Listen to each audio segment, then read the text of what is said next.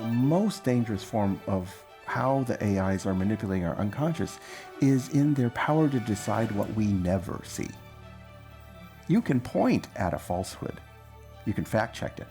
You can point at something that came from a bad actor by tracing their IP addresses. You can't point at something that hasn't been shown to you. You don't even know it exists. We don't know what we don't know. And giving the algorithms that power causes us not to even think of asking the right questions, because it doesn't even occur to us.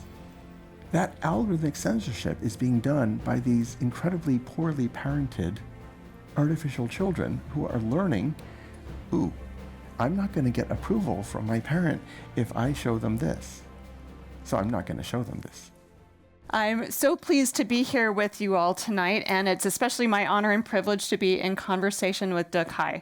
I think you're really going to enjoy the next hour or so of our conversation, and really encourage you also to write out your questions. That will definitely save time at the end to have a little bit of a conversation among ourselves. So how many of you here work in the tech sector or have worked? Good. How many of you are parents? And how many of the rest of you have parents? Okay, good. So we have some common basis to work from here. I'm going to read a little bit about De Kai's book, just because I am assuming that perhaps you haven't read it in the previous 5 minutes since you got it, or perhaps ahead of time, just to give us a little bit of a basis for the questions that we'll ask. So give me a few minutes. In raising De Kai, in raising AI, I'd have to interview your parents, wouldn't I, about raising De Kai? That would Tell them I'm an AI. Yeah, okay. Raising AI, De Kai reframes artificial intelligence not as a tool to be managed, but as a generation we are collectively raising, much like children who learn from and mirror their caregivers. Drawing on decades of experience at the intersection of AI, linguistics, and ethics, De Kai argues that AI systems absorb our values, biases, and behaviors, evolving into powerful influencers that shape culture and society. The book's central metaphor, AI as an attention-seeking child, challenges readers to recognize their role as parents, responsible for the moral, ethical, and emotional development of these systems. De Kai warns that AI is not a neutral force. It learns from the digital footprints, preferences, and prejudices of billions, inheriting humanity's strengths and flaws. As machine learning algorithms curate news, shape children's education, and reinforce echo chambers, the need for conscious, values-driven stewardship becomes urgent. The book calls on business leaders, educators, policymakers, and everyday citizens to actively engage in parenting AI, instilling meta-values such as diversity of thought, creativity, respect, and open-mindedness, rather than leaving its development solely to regulators or tech companies. Raising AI is both a manifesto and a practical guide. It offers hope by positing that if we invest in AI's upbringing, much as we do with children, we can foster systems that reflect our highest aspirations, not just our current realities. De Kai invites readers to move beyond fear or techno-utopianism. Instead, he advocates for a future where compassion, responsibility, and collective action define our relationship with intelligent machines. The book ultimately urges us to step up as the adults in the room, because the future is not just programmed, it is parented.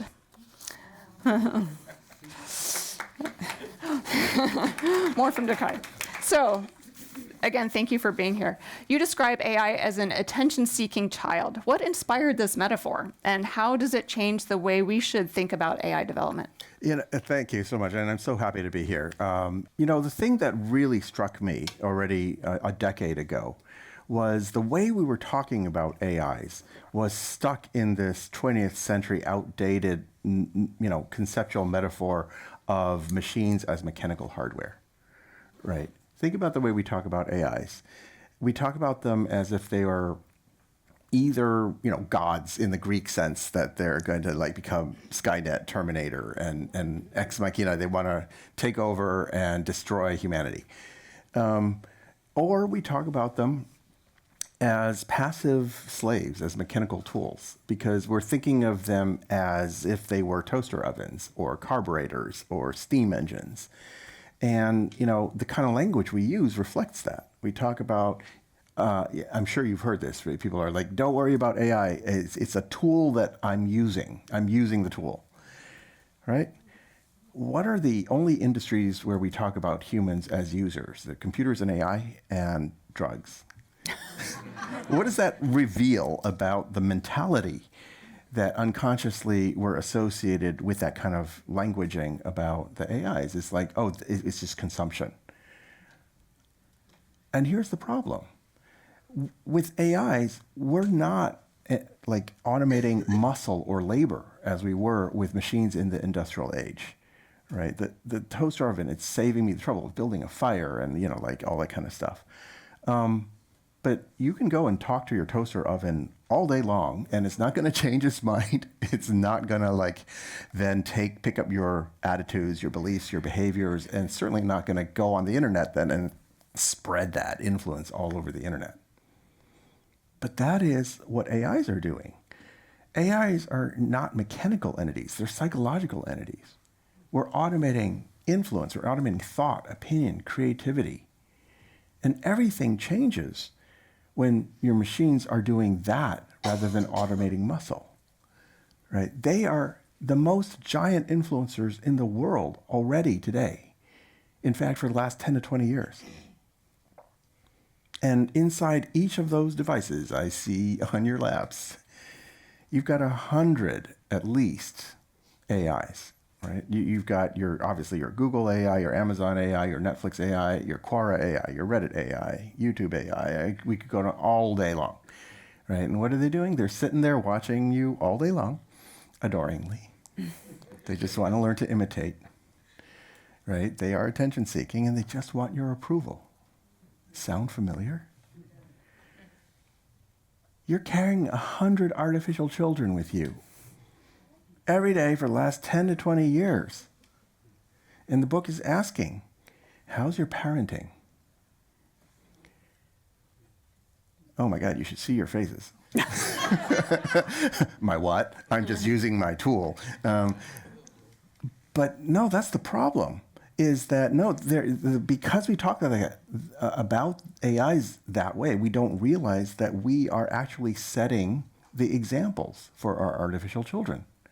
And so it caused me 10 years ago to be thinking about that. And we have at least one member of the audience here, longtime friend, who saw me thinking about this on my way to Burning Man in 2015, where I spoke about the fact that AI was being talked about and thought about the wrong way, because they are much more like artificial children. Now, don't get me wrong, they are not neurotypical, right? They are very neurodivergent. They dazzle us with feats of brilliance that humans typically cannot manage, typically through massive compute power and access to the whole internet instantly. But they're also quite immature emotionally. They're not very mindful of what they're doing. And so what have we got today? We have a world where the most giant influencers in the world, right? We've got 8 billion humans. Each of us, if we have 100 artificial children, that's 800 billion artificial children that are far more influential than 99% of humans, who are unparented feral tweens.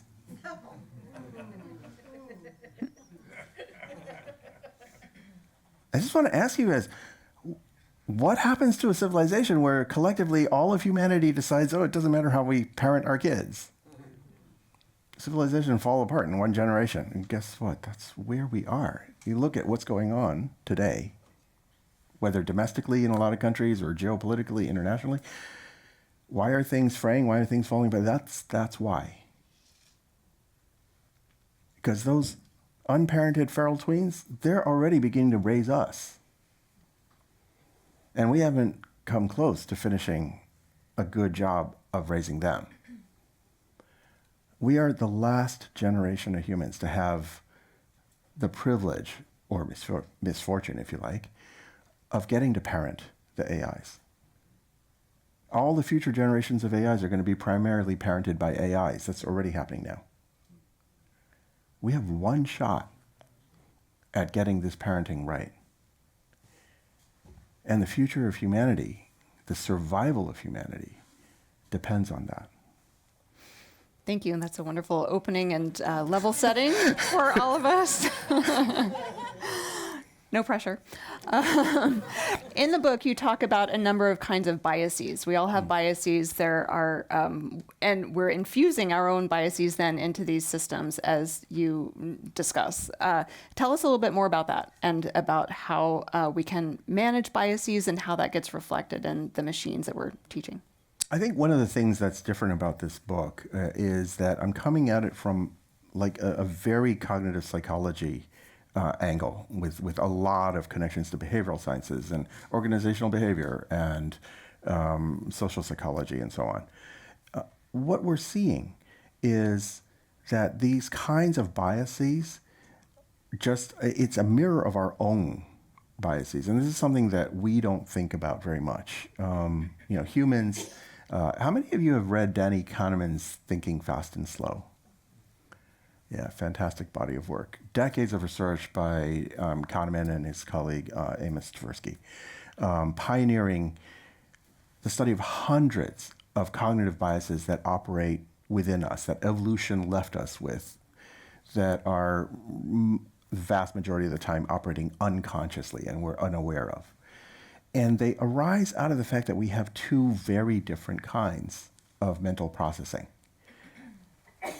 The traditional terminology, we have automatic mental processes, what now is called System 1, and those operate largely below the level of conscious awareness. They are fast, they're heuristic.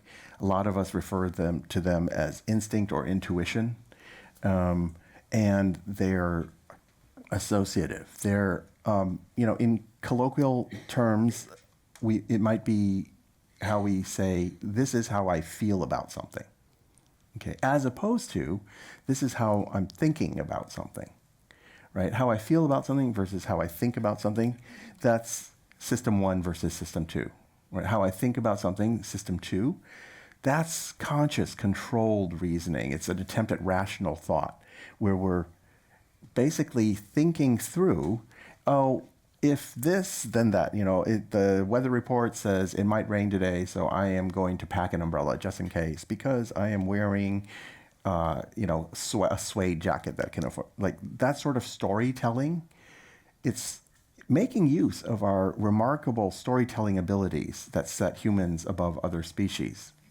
right? It is built on our linguistic facility, but it's also much slower than just how you feel about something.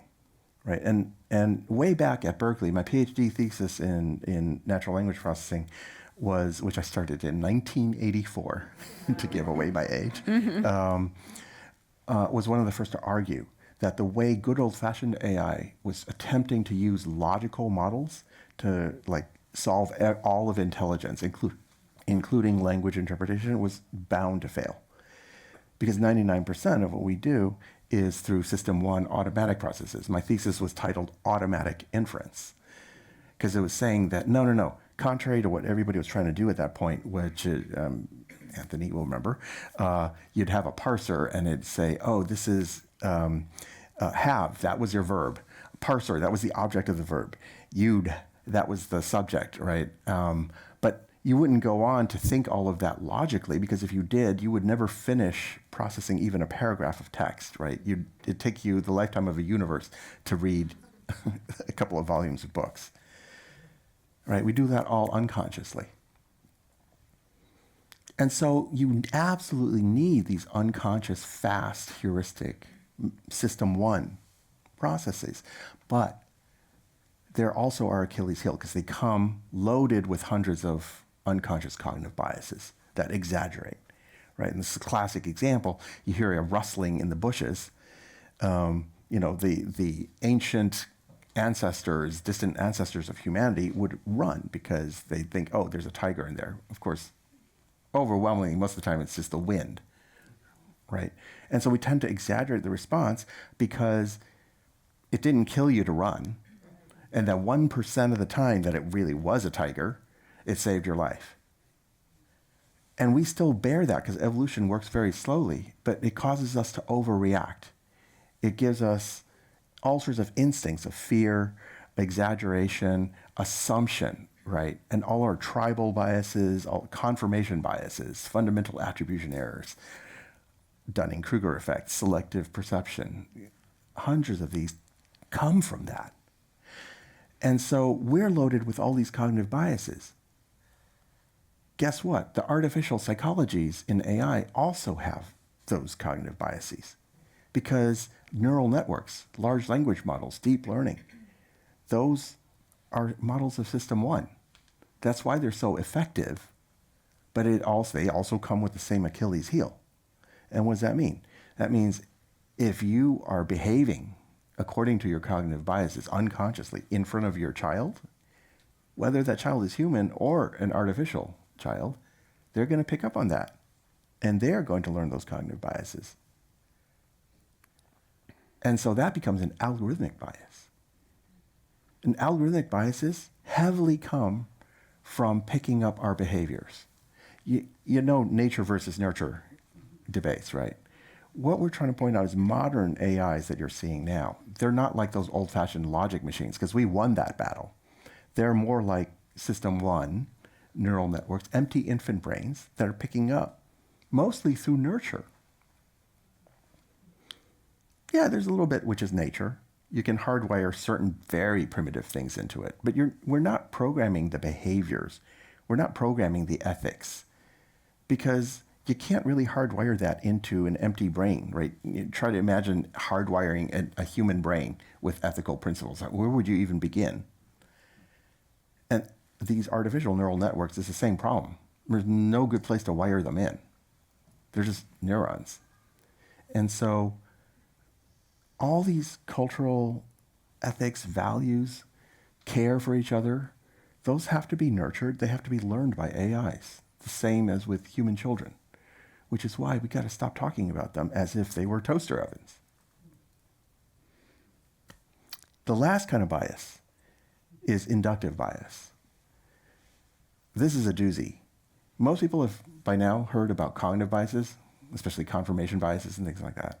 A lot of people have begun to hear about algorithmic biases, which are biases that are either nurtured or by nature in AIs. Inductive biases, that's a mathematical concept. You cannot learn any sort of generalization at all without having an inductive bias. Let's play a game. I flip a coin. All right, comes up heads. How many of you would bet that is a trick coin that always comes up heads? Anyone? No? Okay, I'm going to flip it again. It's heads again. Would you take the bet? Let's say I flip it 5 more times. Heads all the time. Would you take the bet? Some of you are beginning to maybe. Okay, let's say we're betting $1,000. Would you do it? Yeah? Okay, all right. Let's say you're betting $1 million. Would you do it? Not quite that sure yet, right? Now let's say I flip it 20 more times and it's heads all the way. Would you take the $1 million bet? Some of you. Okay, notice how this is all soft, right? There's no way you can prove that the coin is a trick coin because it could still just be random coincidence, right? That final leap of faith where you say, I believe there's a generalization that that coin is always going to come up heads. That's an inductive bias. Without inductive biases, that leap of faith, the only thing you can ever do is memorize history. You cannot make a prediction. All of intelligence requires inductive biases. And the book looks at how that interacts with our cognitive biases and the AIs to produce algorithmic biases that then go on to produce biased outcomes in society. Thank you. So you mentioned, we're all holding 100 AIs in our pocket probably.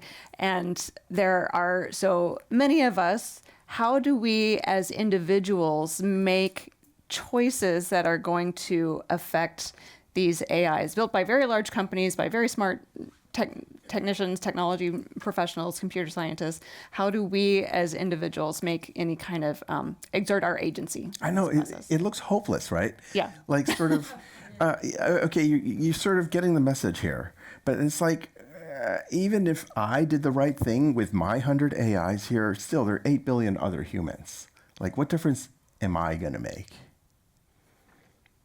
Here's what I want you to ask yourselves. Have you ever heard a human parent say that? No.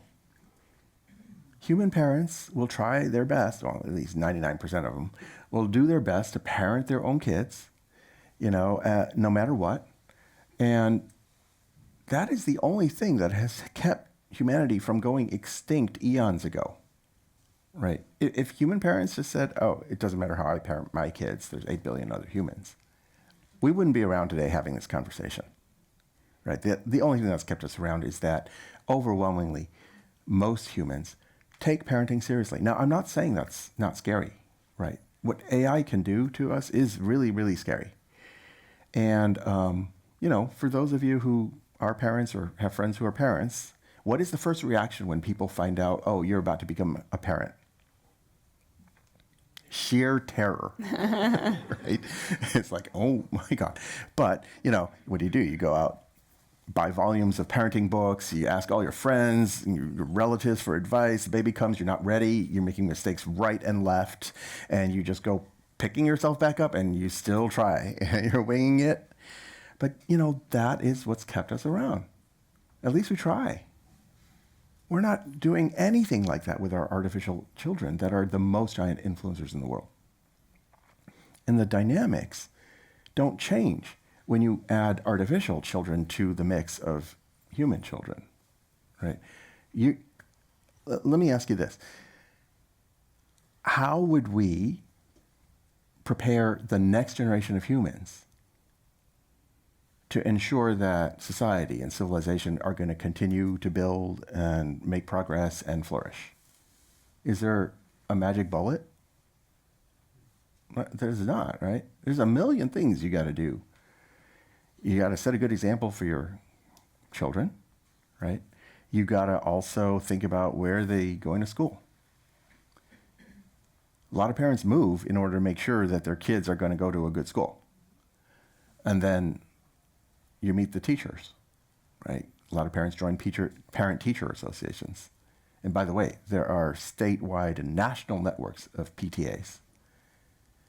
Some people run for school boards, get involved in what's on the curriculum. How are we modernizing our teaching?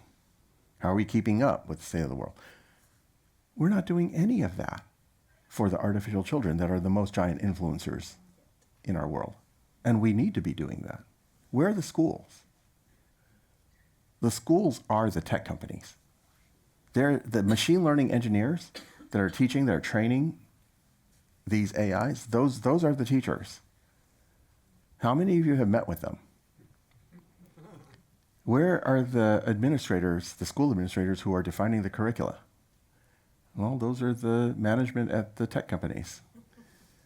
How many of us have run for school boards there? There's a massive disconnect.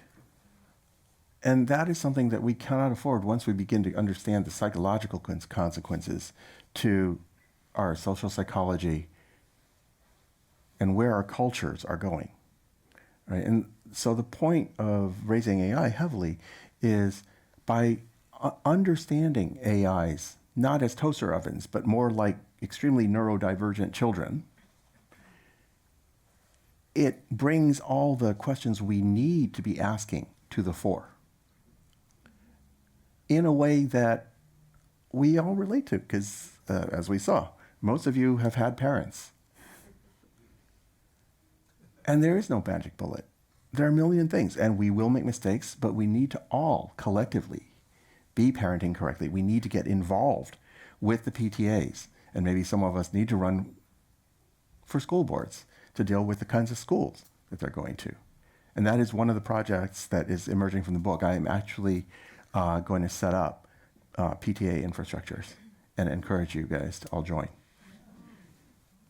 So making this connection between teachers and the technologists who are creating these AIs just make me wish that teachers made as much as the engineers that are creating it. Don't even get me started. That disparity makes me sad. It's so sad. So thinking about us as individuals, you talked about the technologists, there are also policymakers and regulators. What advice would you give them as we're thinking through this ecosystem? And maybe as a secondary question, you probably hear skepticism sometimes that over-regulation is going to inhibit innovation. What would be your response to that question? I have had hours of that debate in the last day and a half. Yeah. And here's the issue. On the one hand, I have been working with the think tanks and the regulators and the policymakers and politicians for like a decade. The think tank that I sit on the board of, the Future Society, along with Future of Life Institute, literally drafted the key passages of the European Union's AI Act. And I reviewed them. They did not take my advice on a lot of it. I wish they had. Part of this is because in those circles, there's a lot of lawyers. There's a lot of people who think very black and white and just think, oh, we're regulating the safety of toaster ovens. And don't think about the psychological effects. Don't think about how it interacts with cognitive and social psychology.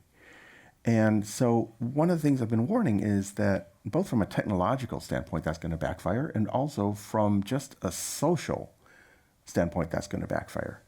But because people don't necessarily come from those backgrounds, the legislation keeps on getting written. And it gets written in ways that predictably backfire. I'll give you an example in a moment. But here's the problem with this. Do you guys know the old, you must have heard this old saying, do as I say, not as I do.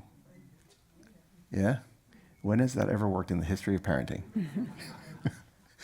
I mean, telling your kid not to do that for one afternoon might just work. But if you're telling them not to do something that they have seen you doing and that they've seen your peers doing, guess what? That's what they're going to feel like doing, right? And the second you let them out of their sight, the second they're on their own in a different kind of a environment, they go right ahead and do what they feel like doing, not what you told them not to do. And this is the problem with regulation. This is a problem also with guardrails, right? So on the tech company side, the tech companies are attempting to put, some of them are attempting to put guardrails around the LLMs to prevent them from saying all kinds of bad things. And with agentic AI very soon, to try to prevent them from doing all kinds of bad things. But guess what? Guardrails and regulations are both trying to tell the kid what not to do. Well, guess what? We just talked about how modern LLMs, Gen AI transformers, are just like System 1 artificial neural networks. They're not doing rational, controlled thinking on what they feel like doing. They're just spitting out the next word they feel like spitting out. And so if the example we've been setting for them makes them feel like spitting out the next words, they're going to just keep on doing that. And the guardrails, they're just going to keep on bashing against the guardrails until they break. Have you noticed how every time a company announces new guardrails, the next day someone's figured out how to break them? That's why. Because at the end of the day, these AIs, they're very much like human kids. They will do what they feel like doing. And all the attempts at telling them not to do that are fragile and they're going to break. And this is why in Raising AI, I keep pointing out, even as folks like me are working on regulation and working on corporate responsibility with the trust and safety and responsible AI teams at Big Tech, do not think we can only regulate our way out of it. Because in normal society, you can't do that either. Society is not held together just by the rules. Imagine a society where everyone's walking around barely obeying the letter of the law and nothing more. Society would fall apart. right? What holds society together is not just the rules. It's the unspoken norms. It's all the unwritten expectations and conventions. It's the care that we hold for each other, the values, the mindsets. None of that changes when you add to the 8 billion humans 800 billion more artificial psychologies. In fact, it just magnifies that effect. So the next time somebody tells you we need better regulations or we need stronger regulations, point out to them, it is not about that. Yeah, we need to think through regulations and how they work, just like we do in the rest of society before AI.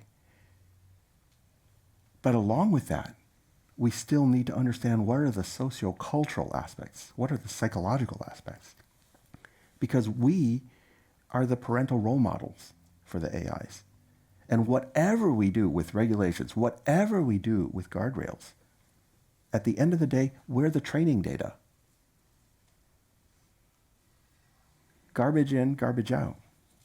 If we behave like garbage in front of our artificial children, we will end up with garbage AIs, whatever regulations and guardrails we build. So I know that you and all of us gathered here are very kind and well-intentioned people. We have great aspirations for being open-minded and accepting. How would you go about in talking with some of these tech companies? How do we go about encouraging that kind of behavior to be reflected in the AIs? You know, I think it's really parallel to what we're seeing in the world without AIs. The tech companies, they're the schools.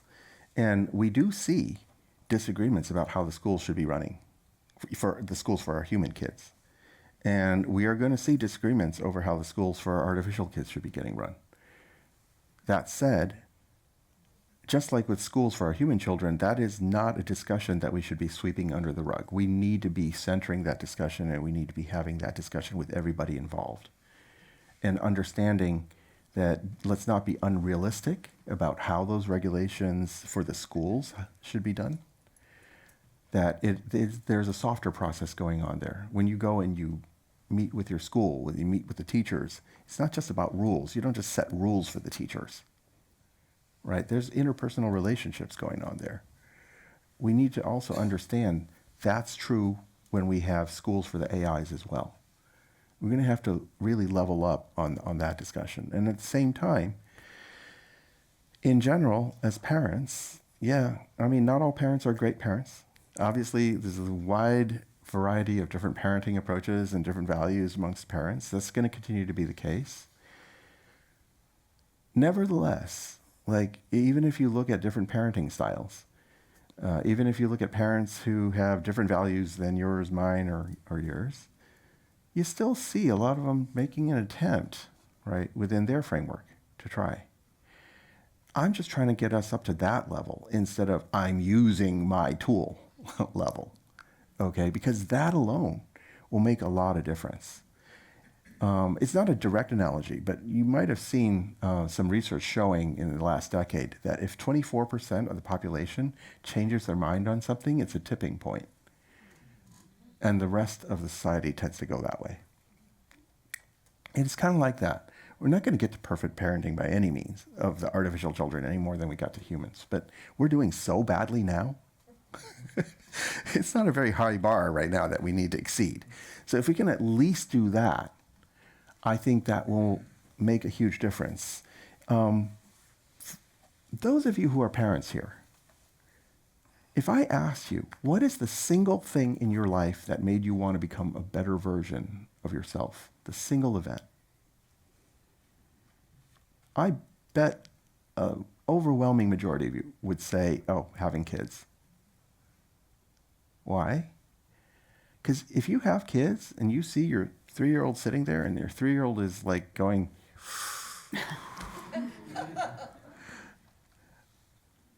yeah, you're like, maybe I shouldn't be smoking in front of my kid, right?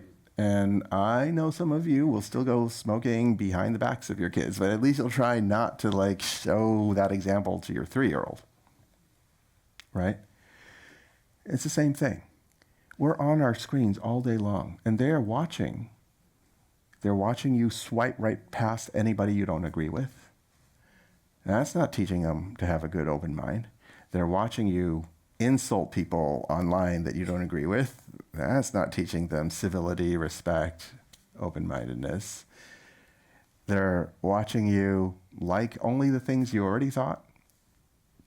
No, we need to be showing them by example. Oh no, I want to read deeply a different opinion. I don't have to agree. If I disagree, I can have a dialogue. I can do it civilly. All of that data is what the AIs are ingesting. The data they're seeing on the YouTube comment threads, the Reddit comment threads, or whatever, that's what they're ingesting. That, like when you comment like that, that's what they're learning from you. And so don't think of it as a toaster oven that doesn't pay any attention to what you're doing, because they're learning like sponges. They learn as fast as those little kids do. You do it one time, they've picked it up. In your conversations with some of these tech company executives, I'm curious about the reception that you get from them. Yeah, so am I. I mean, look, the tech companies right now, they're driven by market economics, right? They're beholden to the shareholders. And so even though some of them are really, trying not to do evil, at the end of the day, that's how we've set up the incentive structures. Notice, that is not how we've set up the incentive structures for our schools, for our human children. Can you imagine a society where schools are just charged with only maximizing profits and getting the kids to just do whatever it takes to help the schools make more profits? That's what we've set up. It's not exactly their fault, because that's the system we've set up.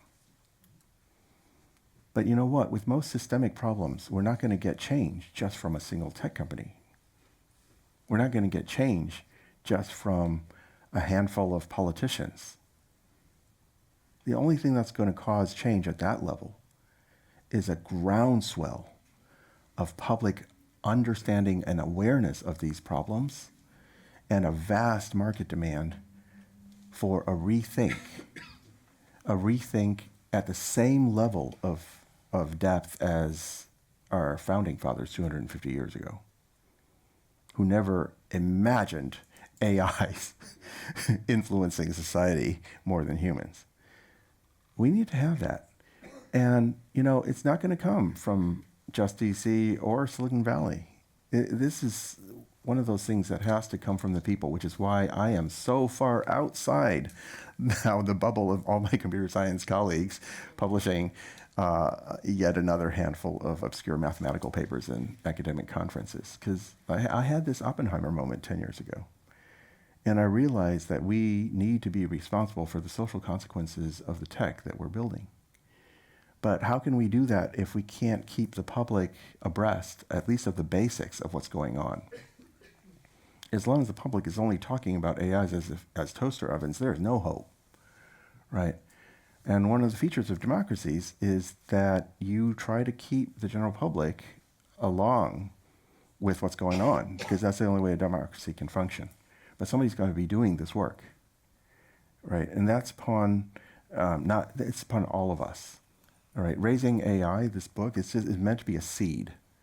All right, no single book is going to be able to carry this. It is going to take a village. It is going to take all of us to spread this word and to change the narrative of how everyone is talking about and thus thinking about AI and human society. What are some of the most urgent ethical dilemmas that you would propose? If, say, we are all getting together to take action, what would be your top suggestions for what we should be acting on? One, setting a good example. All of us setting good parental examples in front of our AIs. We have to do that. Two, getting engaged with the PTAs. Please join. So the way to get involved in this, I have a newsletter that I set up. It's really easy to get to. It's Dekai, DEKAI.substack.com. just sign up for that newsletter. If it tries to upsell you, just do the free subscription. Well, no, you're feel free to donate money, but like, it's just the easiest way for me to get the newsletter where I'm going to announce how to sign up for the PTAs, and we're going to organize this, okay? And we're going to keep updating on what's going on, because AI progress, we're progressing so fast that today I'm going to describe, here's the neurodivergence that we see in today's LLMs, but 6 months from now, I'm going to have a different description, right? And we kind of need to keep up with that. It is tough. If I go way into the mathematics and the modeling, okay, yeah, no, that's rocket science. But also, to understand enough to be able to grasp what we should be doing as a society, no, that's not that tough. I'm a firm believer in this old saying, if you can't explain it to a sixth grader, you do not understand it well enough yourself. And this is what we need to do. We cannot afford to have this divide between the tech elite and the intelligentsia and the public, because AI, it's so deeply embedded and integrated in every part of our lives. It cannot be something that is just, oh, that's over there. That I think is, I think, ethical. There is one problem with the way we're talking about the word ethics today. In the last century, somehow, we have gone to an extreme in thinking ethics is a set of rules. Right? You talk to a lay person on the street, they ask you you ask them what should the ethics be, and they think you're asking what should the set of rules be. That is just only deontological ethics, rule-based ethics. We cannot forget, in thousands and thousands of years of ethics across all the major civilizations, there's also consequentialist ethics and virtue ethics. And that's what we have been ignoring, right? You saw what happened with Instagram, knowing full well inside that they were causing serious psychological traumas to teenage girls, leading to suicides and all that. What happened? Hiding behind the letter of the law. They said, oh, well, we didn't break any rules. Well, it's because the rules hadn't been written, because it's new. But from a virtue ethics standpoint, that was not virtuous, right? Knowing the consequences, that was not ethical from a consequentialist ethics standpoint. And the thing is, in the age of AI, we need more than ever to bring back not just rule-based ethics, but also consequentialist ethics and virtue ethics, because nobody can predict all the consequences. And if you see the consequences, the rules haven't caught up yet. And we need to bring civilization back to aspire to virtue ethics and not place all our hope only in rule-based ethics. That will not work in the age of AI. One of the things that I have really been feeling is that AI has, until now, unfortunately, been dragging us back to, some people say post-truth era and all this sort of, it's been dragging us back to the Dark Ages, before the Enlightenment, before scientific method, before empiricism, before rational thought, before statistical significance. That would be a height of irony. AI should be what's dragging us into a new age of enlightenment. And AI is the best tool humanity has ever invented to have the potential to do that at scale. AI is the only thing we've ever invented that has the potential to help each and every human, 8 billion humans, with the blind spots, with the cognitive biases, and the other things that evolution left us saddled with. I like to make the analogy, so like Google Maps, right? Google Maps is actually a narrow, specialized kind of AI. It helps me with my cognitive deficiencies of spatial orientation, right? Because you take away my Google Maps, I have no idea where I am. Or Google Translate. Look, why did I pioneer things like Google Translate or Microsoft Translate? It's because I love learning languages and cultures and learning about different people, but I suck at learning languages. And so I, thought, let me just build an AI to help me with that problem. Well, guess what? It's the same thing. Our cognitive deficiencies with all our cognitive biases, AIs are the best thing we've ever invented that could help us to see those blind spots, that could help us to become more mindful of those things. And especially with the coming, XR glasses, AR glasses, and things like that, it could just be constantly with me, helping me spot those things. If only we had the social will to deploy AI that way, instead of the incredibly self-destructive way that we're currently deploying it. And again, that's only going to change if all of us, first, wrap our heads around this, and secondly, get onto the PTAs. It's got to be across the public conversation, across the media conversation. Only then will the policymakers and the politicians actually move. I said this in a closed-door session during the United Nations General Assembly and Climate Week this past year. The guy sitting next to me was in the Clinton White House. I won't say more because it's Chatham House rules. But when I said that, the guy said, what Dakai just said is absolutely correct. I told Bill this is what we need to do. And Bill looked me in the eye and said, can't do that, sorry, public isn't there. Our leaders are not going to take the right steps unless we all understand and demand it. Please help us get there. Thank you. I'm going to invite all of you, if you would like to pose a question, to write it down and wave your hand, and Gerald will come and pick it up. I have a few more questions in the interim, but I'm sure we'll be getting some good questions here pretty soon. So we've been talking a lot about educators and PTAs and the educational system as a metaphor, but looking at it more concretely, what recommendations would you have to our actual teachers and to our actual schools and PTAs?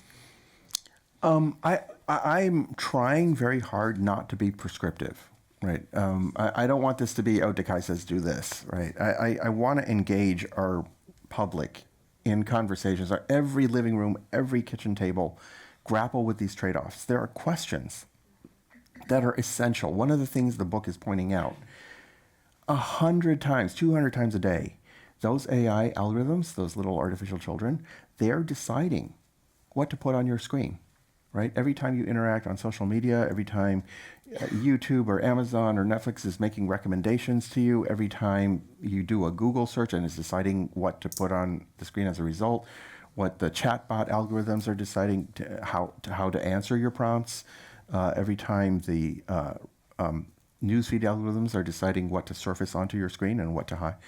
Those algorithms, they're also deciding what to not show you, what trillions of things on the internet they're not going to show you. It's what in the book I call algorithmic censorship. This is just a mathematical fact. We depend on the algorithms to decide what we're never going to see on the internet because none of us has time to review billions of new posts every hour. Right? And I'm not, this is not censorship in the sense that, you're going to get thrown in jail for saying something. No, this is just mathematically the algorithms are deciding what to censor from your view, hundreds of times a day.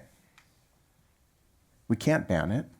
We're going to rely on it, but we're not asking the key questions. Right? The key questions are like, what are the criteria by which the algorithmic censors should be deciding what they will never show us? Who's ever asked that question?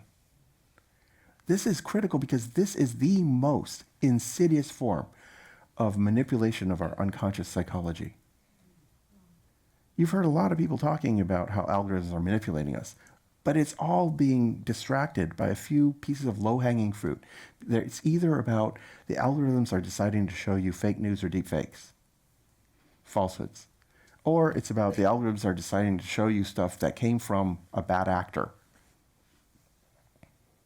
Notice, by the way, bad actor is mostly a political notion, right? Because nobody's a bad actor in their own head. It's the other side that's the bad actor, right? And what those two narratives make us fail to see is that, no, the most dangerous form of how the AIs are manipulating our unconscious is in their power to decide what we never see.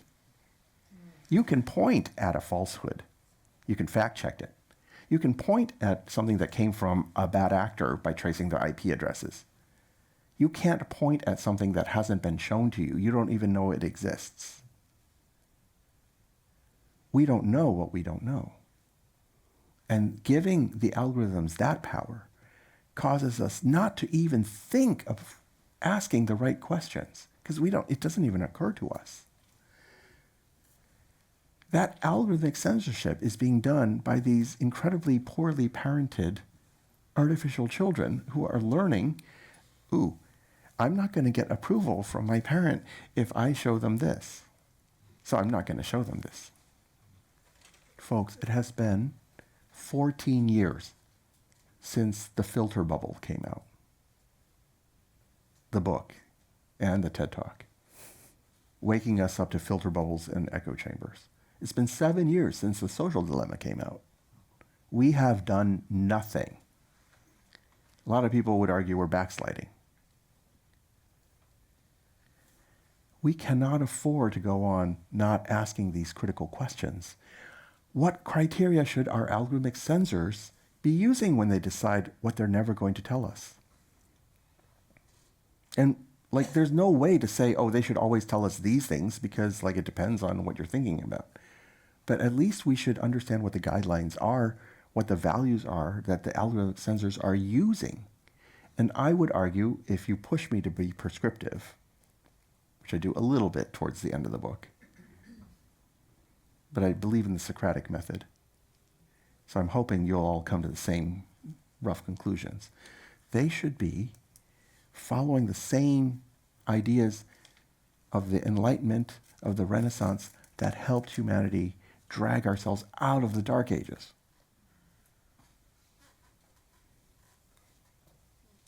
If we don't think our schools should be teaching that to our kids, we are going right back to the Dark Ages. So that's how I would answer that question. Thank you. Gerald, are there questions from the audience you'd like to raise? There are, and let me have Mark put me on the mic here. Yeah, I will. And there's very good questions, so let me just jump right in here. As the hype starts to hit more reality, that it will not be all things to all people, AI, what will be the surprising realization of the general user? What will they experience and discover? What will they be surprised by?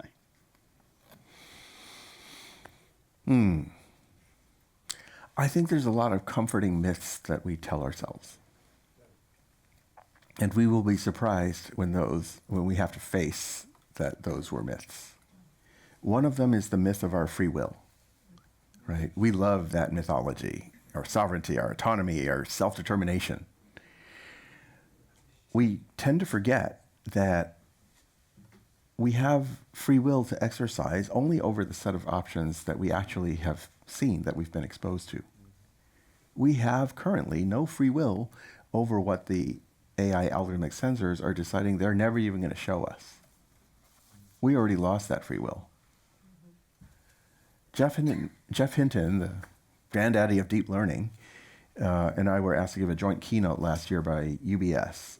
And in the discussion section of that, Jeff, who had just recently stepped down from Google and was finally, therefore, unmuzzled about talking about AI and humanity, said one of those things that you hear people saying a lot, like, we got to watch out that AI, humans don't lose control of AI, that we don't lose autonomy to the AIs. And I said, sorry, Jeff, we lost that battle 10 to 20 years already ago. And he was so struck by that. That's why he's on the back cover of the book, along with MC Hammer,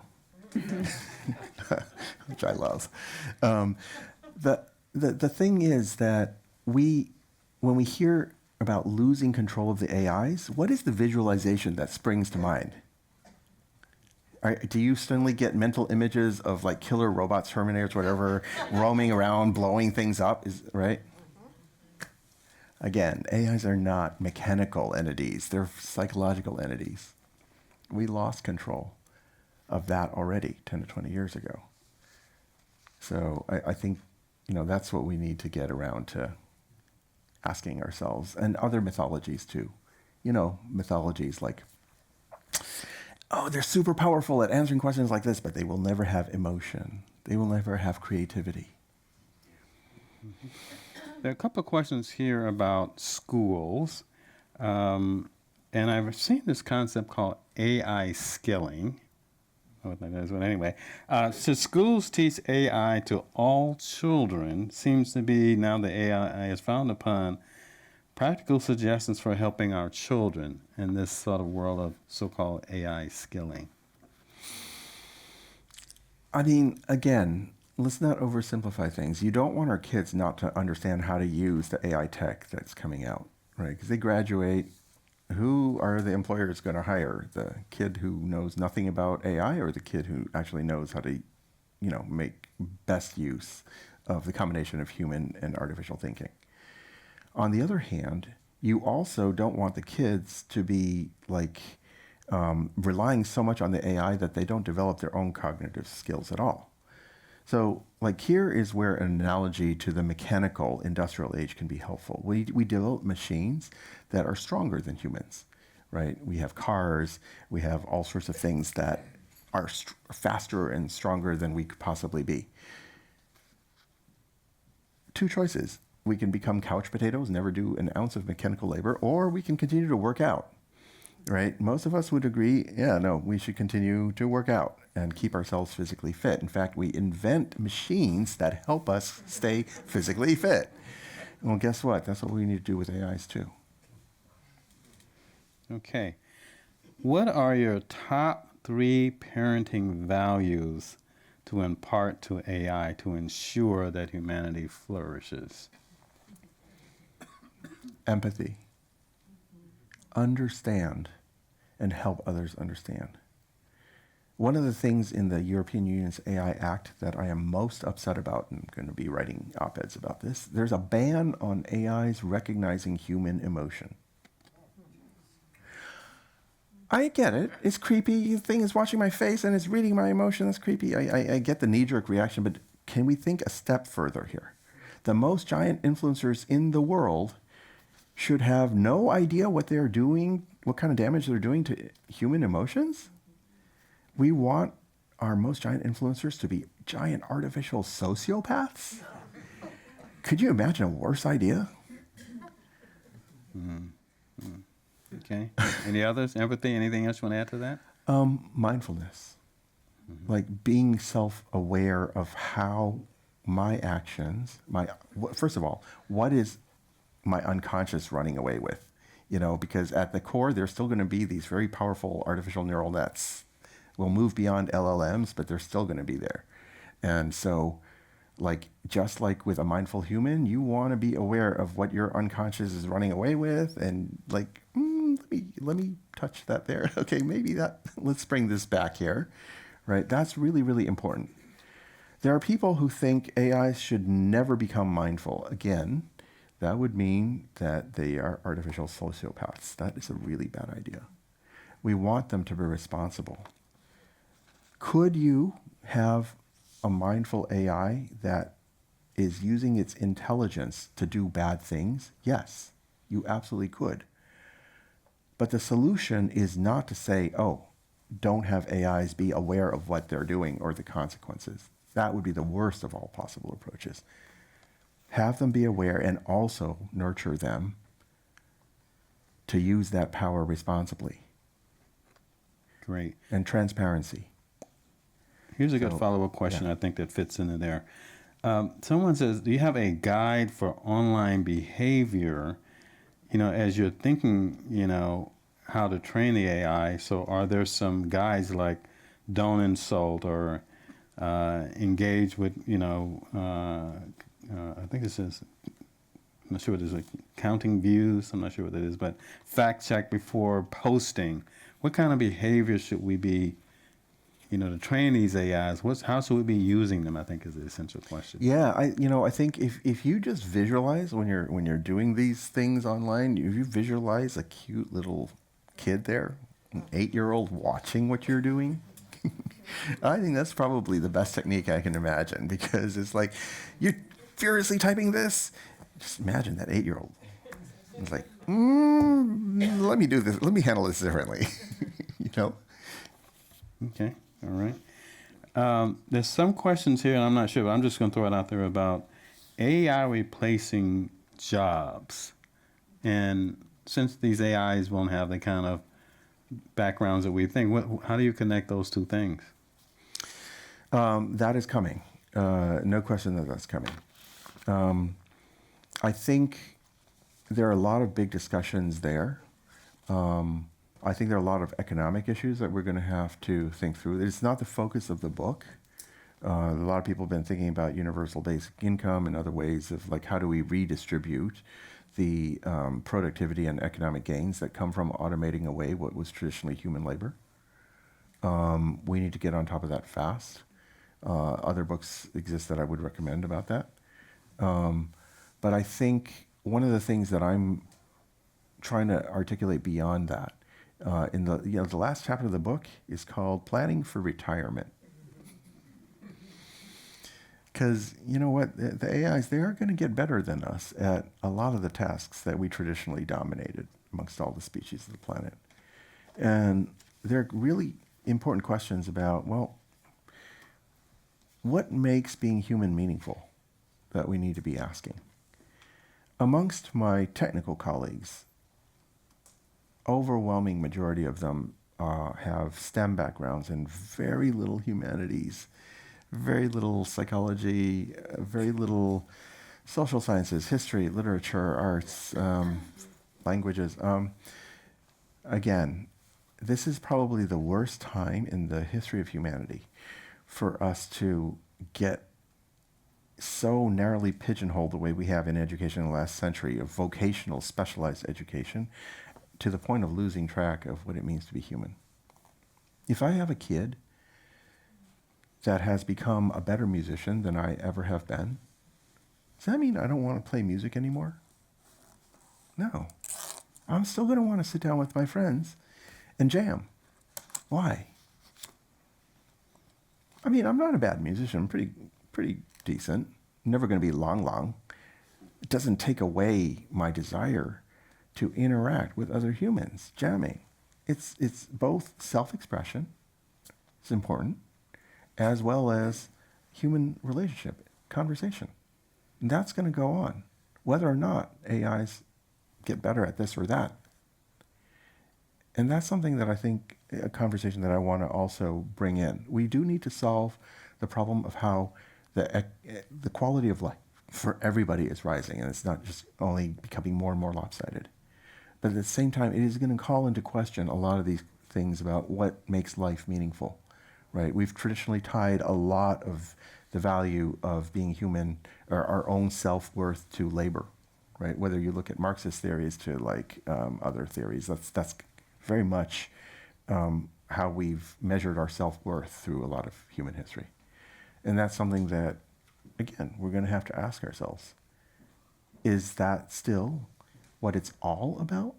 Or is it about what we contribute to our communities, to our humans, how we interact with AIs to continue to do that?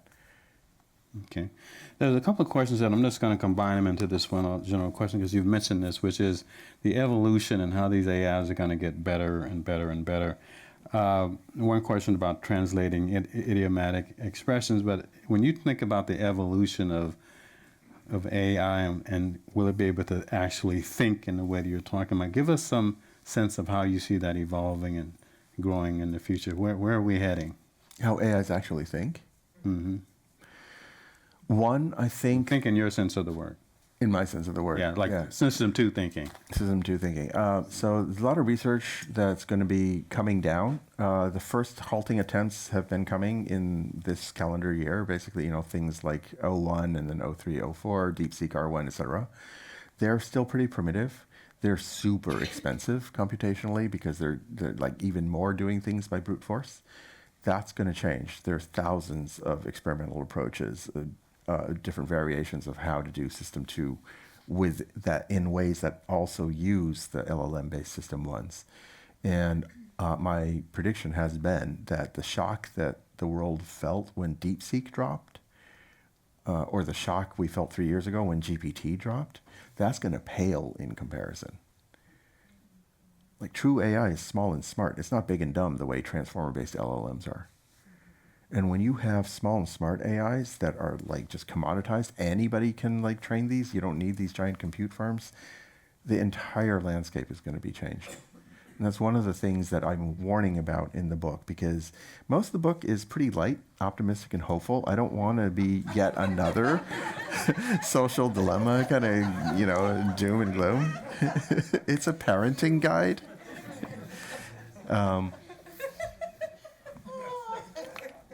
But there is real risk. The existential risk of AI, it's not going to come from the killer robots destroying humanity just yet. It's going to come from allowing AIs online to be poorly nurtured, poorly raised, poorly schooled, in ways that unconsciously polarize us through the power of deciding what we never know, while at the same time AI is literally commoditizing weapons of mass destruction, placing into the hands of anyone who wants, with a modicum of junior high education and commodity parts from Home Depot, Toys R Us, a 3D printer maybe, and free software. Building not only meshed fleets of armed drones that are self-navigating and self-targeting, like in Ukraine and even the jungles of Myanmar now, but armed creatively, not with just flamethrowers as they're doing in Ukraine, but with genetically engineered bioweapons, which is also a product of AI, because computational biology borrowed all of that from computational linguistics, natural language processing. Because guess what? DNA is just another language. Look, you couple those drones armed creatively with bioweapons that are genetically engineered, and you put those drones on hypersonic missiles that are also being navigated by AIs because they're traveling too fast to be remote controlled, satellite targeted, biometrically targeted, that's game over for humanity. You think mutual assured destruction in the 20th century was bad with nuclear annihilation? No. If I offered you a bet in a hyperpolarized world that not a single person is going to push their launch button on their own personal weapon of mass destruction, would you take that bet? We can't even stop school shooting. But that's where we are. Yeah, I know. I wanted to stop with the question before when he was talking about humanity. I thought that was a good point. I'm sorry to end on such a scary note here, but please join me in thanking both Dekai and Camille Christensen for informing us tonight. Thank you very much for coming.